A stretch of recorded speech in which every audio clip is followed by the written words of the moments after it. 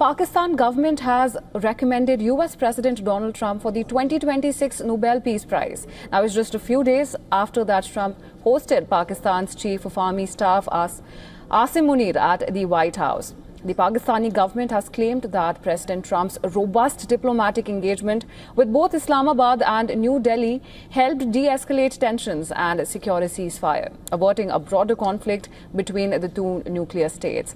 Now, earlier, White House spokeswoman Anna Kelly had confirmed, saying that Trump hosted Asim Munir after he called for his nomination for the Nobel Peace Prize. Now, while according to the rules, serving military officers aren't eligible to nominate candidates for the Nobel Peace Prize. The Pakistan government backed Asim Munir's call in this case, currying favors with the American leadership. Now, although Trump has claimed several times that he has brokered a ceasefire between India and Pakistan, India has maintained that the Director General of Military Operation of both the countries agreed to an understanding of a ceasefire and ceasing all military hostilities, and no third-party involvement was there in the mediation. Now, this way, it was even conveyed by Trump by Prime Minister Modi on the phone call on Tuesday, which is hours before Asim Munir, US President Donald Trump invited Indian Prime Minister Narendra Modi to visit the United States. But however, due to pre-existing schedule, PM Modi had to decline to meet. I mean, the big one is India and Pakistan. I should have gotten it 4 or 5 times. I should get it for the, I would think the Abraham Accords would be a good one too. But what do you They won't give me a Nobel Peace Prize because they only give it to liberals. Right. And Asim Munir's 5-day US tour also included meetings at the Pentagon, the State Department and Central Command headquarters in Florida. Now, according to reports, such access was extraordinary for a Pakistani general, which is usually reserved for heads of state. Now, apart from backing Trump's long desire for a Nobel Peace Prize, Pakistan has carefully roped in Trump into a calculus with a crypto gambit by partnering with the crypto company World Liberty Financial, which Trump family reportedly has 60% ownership of.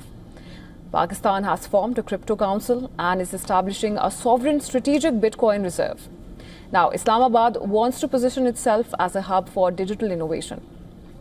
While Pakistan's Trump posturing has raised eyebrows, it comes as it faces scrutiny over alleged mismanagement of $400 million in flood relief aid from World Bank, threatening future international aid to Pakistan.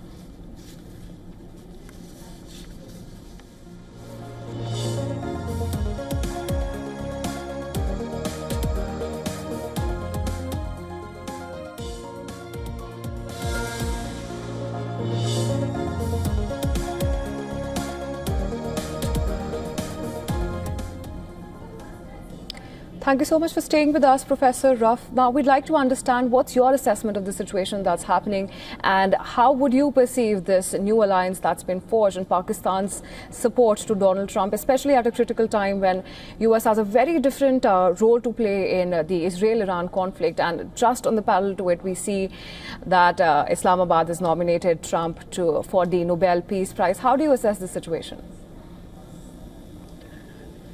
Well, of course, it was wonderful and a great relief that the escalating tensions between Pakistan and India and the cross-border attacks ended with a ceasefire. I sincerely hope that that can be backed up with a much more enduring cross-border agreement and that will eventually see the status of Kashmir settled and accepted by both countries, and the important agreement about the Indus River water, vital for both countries, is refreshed and renewed after being in some jeopardy during that conflict. The Trump family, really the extended family, has certainly used his previous tenure in power and again now in a really extraordinary and I would say unprecedented way for business and financial interests of a personal nature rather than a national one. It's no secret, as your introduction suggested, that Donald Trump has repeatedly indicated that he would like and desires and thinks he deserves a Nobel Peace Prize. The Nobel Committee in Norway, appointed by the Norwegian Parliament, that decides the prize has very strict criteria that were established in Alfred Nobel's will well over a century ago. Their processes are very secret and not open to lobbying at all. They have hundreds of nominations every year, and they consider them very carefully.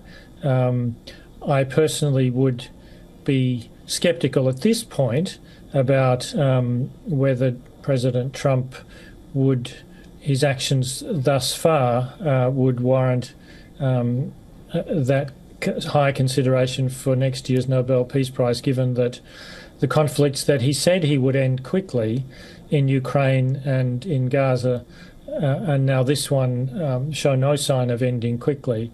But of course, if he deserves the prize, then I would hope that he's considered seriously like anybody else. But I think he'll need to do much more than just...